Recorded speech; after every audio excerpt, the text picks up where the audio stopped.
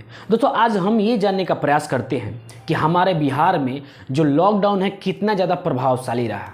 जो लॉकडाउन लगाई गई सरकार के द्वारा, क्या सभी लोग इससे सुरक्षित हो पाए? जिस प्रकार से देखा जा रहा था कि बिहार में आए दिन कोरोना के आंकड़े बढ़ते जा रहे थे, लगभग सैकड़ों लोग की मृत्यु हो रही थी। अगर प्रत्येक जिले की बात की जाए तो लगभग प्रत्येक जिलों से अगर देखा जाए कोरोना के मामले में तो काफ़ी ज़्यादा इजाफा देखने को मिल रहा था। हर एक जिलों से लगभग 500 से अधिक, 1000 से अधिक, 1500 से अधिक तमाम ऐसे जिले थे जहाँ पर कोरोना के आंकड़े देखने को मिल रहे थे। तमाम सभी भयावह स्थिति पैदा हो गई थी। सभी लोग घर से निकलना नहीं चाहते थे, डरे हुए थे, सहमे हुए थे कि अगर हम बाहर जाते हैं तो हम कोरोना के चपेट में आ सकते हैं और जिसके चलते हमारे और हमारे परिवार का नुकसान हो सकता है। लेकिन सही समय पर सरकार ने एक अच्छा निर्णय लिया और सही समय के लिए बिहार में पहला लॉकडाउन लगाया गया। जब पहला लॉकडाउन लगाया गया दोस्तों, जब बिहार में लॉकडाउन लगाया गया तो कुछ समय के लिए सभी लोगों को छूटें दी गई कि आप 6 बजे से लेकर 11 बजे तक बाजार या कोई भी सामान को खरीद सकते हैं। निकल के सरकार के नियम का सही तौर पर पालन भी किया। जिस समय सामान खरीदी थी उसी समय जाकर सभी लोग सामान भी खरीदे। लेकिन कुछ लोगों के द्वारा ये भी देखा गया कि कोरोना काल में कि बहुत सारे नियमों का उल्लंघन किया गया। बहुत सारे लोग किसी भी पुलिसकर्मी को कुछ भी बोल देते थे। खुद पुलिसकर्मी को वो नियम कानून का पाठ सिखाने लगे थे। लेकिन लगातार देखा गया जिस प्रकार से हमारे सुरक्षाकर्मी इस कोरोना काल में फ्रंट लाइन वर्कर्स के तौर पर एक मजबूती के साथ खड़े रहे, सभी लोगों को कोऑपरेट किया, सभी लोगों को समझाया कि आपको इस समय इस कोरोना काल में आपको सही तौर पर घर पे रहना है, समझ के रहना है, से आप इस कोरोना से बच सके। लगातार पुलिस और डॉक्टर और स्वास्थ्यकर्मी के बलबूते लोगों को समझाने के बाद, डॉक्टर के समझाने के बाद सभी लोग इस चीज़ को समझ पाएँ और सभी लोग आज के समय में देखा जा रहा है कि आज के समय में सभी लोग सुरक्षित है।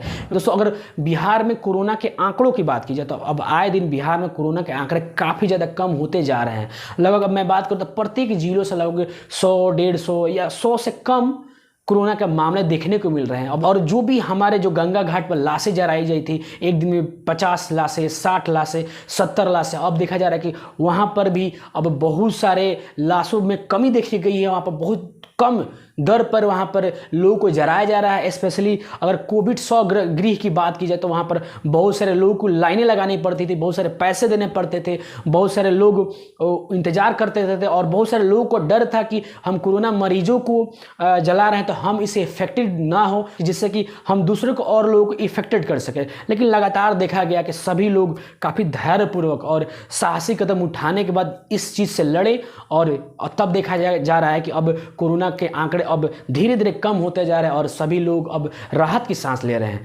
दोस्तों यहाँ भी हमको ये भी समझना है कि अभी हमारे बिहार में और अभी हमारे देश में कोरोना कम नहीं हुआ है। दोस्तों अभी भी हमारे देश में कोरोना मौजूद है, क्योंकि अगर डेली केसेस की बात की जाए तो लगभग डेली 1,30,000 से अधिक मामले आ रहे हैं। अगर हमारे देश में रिकवरी रेट की बात की जाए तो हमारे देश में आए दिन जो रिकवरी रेट है काफ़ी ज़्यादा बढ़ चुका है। ये चौंकाने वाली बात है कि जिस प्रकार से लोगों की कैजुअलिटी हुई थी, आए दिन लगभग लाखों लोग इफेक्टेड हो रहे थे। लगभग भारत में अगर बात की जाए तो लगभग 4 लाख, 3 लाख, लगभग 4.5 लाख तक कोरोना के आंकड़े बढ़ते जा रहे थे। सभी लोग देखकर दंग थे, आखिर ये कैसे कम हो। लगभग 1.5 महीने, 2 महीने सभी लोग इससे जूझते रहे। इस चीज़ को कैसे समझे कि ये कोरोना का जो आंकड़े कैसे कम हो।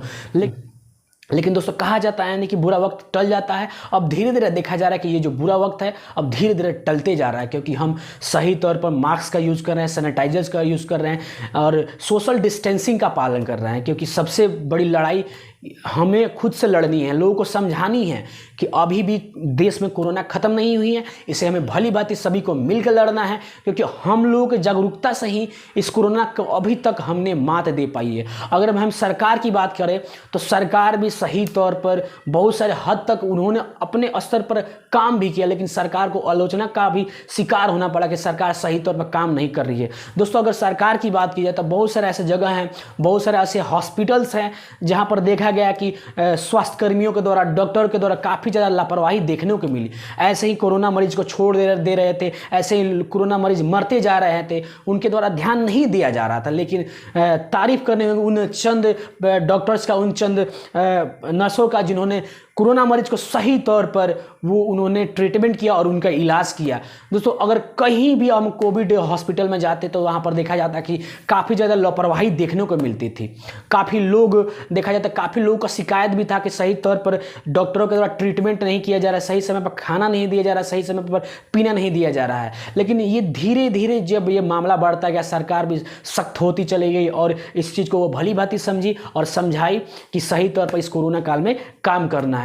दोस्तों कुछ भी हम कर ले कि अभी भी युद्ध बाकी है, क्योंकि अभी भी हमें युद्ध लड़ना है, क्योंकि कोरोना का तीसरा वेव अभी आने वाला है और ये सबसे अधिक छोटे छोटे बच्चों को इफेक्टेड करे, जिससे कि बच्चे लोगों की मृत्यु भी हो सकती है।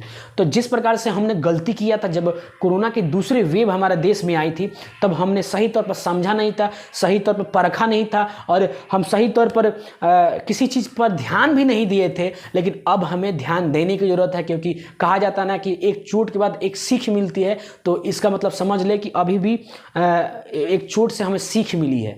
दोस्तों अगर आए दिन अब धीरे धीरे देखा जाए तो कोरोना के जो आंकड़े हैं वो हमारे देश में काफ़ी ज़्यादा कम हो चुकी हैं।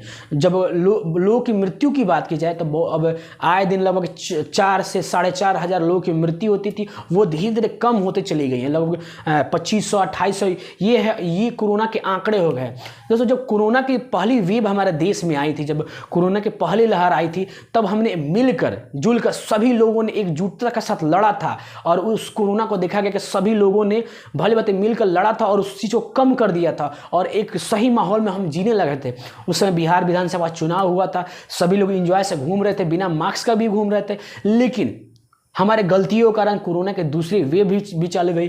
कहीं ना कहीं सरकार भी दोषी थी, सही समय पर सरकार ने ध्यान नहीं दिया, जिससे कि कोरोना की दूसरी विस्फोट बम्पर हुई, जिससे कि आए दिन लगभग लाखों लोग इफेक्टेड होते चले गए और लगभग हज़ारों लोगों की मृत्यु हो गई। तो दोस्तों इस समय हमें सावधान रहने की ज़रूरत है, सचेत रहने की ज़रूरत है। अगर जो भी कोरोना केसेस हमें देखने को मिलते हैं तो हमें इन्फॉर्म करने की भी ज़रूरत है। अगर हमको ही कोरोना होते हैं तो हमें खुद क्वारंटाइन हो जाना है, हमें टेस्ट करवाना है। बहुत सारे ऐसे लोग हैं जो टेस्ट करवाने से डर रहे हैं, वैक्सीन लेने से डर रहे हैं। तो इन सारी चीज़ों को हमें इसके बारे में सोचना नहीं है, हमें सही समय पर जाकर टेस्ट कराना है, सही तौर पर वैक्सीन लेना है। और जो भी लोगों के द्वारा ये भी अफवाहें फैलाई जा रही हैं कि वैक्सीन इफेक्टेड कर सकता है, वैक्सीन सही नहीं है, तो दोस्तों आप खुद जानें कि हमारे बड़े बड़े लोग, प्रधानमंत्री, मुख्यमंत्री, बड़े बड़े मंत्री वैक्सीन ले रहे हैं, वैक्सीन लेने के लिए लोगों को जागरूक कर रहे हैं। तो वैक्सीन सबसे अधिक सुरक्षित है, क्योंकि ये हमें इम्यूनिटी पावर देता है, जिससे कि हम अपने आप को सुरक्षित रख पाते हैं। तो आप सही तौर पर जागरूक रहें, सचेत रहें और वैक्सीन लें और सब हो सके घर पर रहें, सुरक्षित रहें और बेवजह आप बाहर ना निकलें, क्योंकि इस समय आपको सचेत रहने की जरूरत है। हम लगातार आपको अपडेट करते रहेंगे।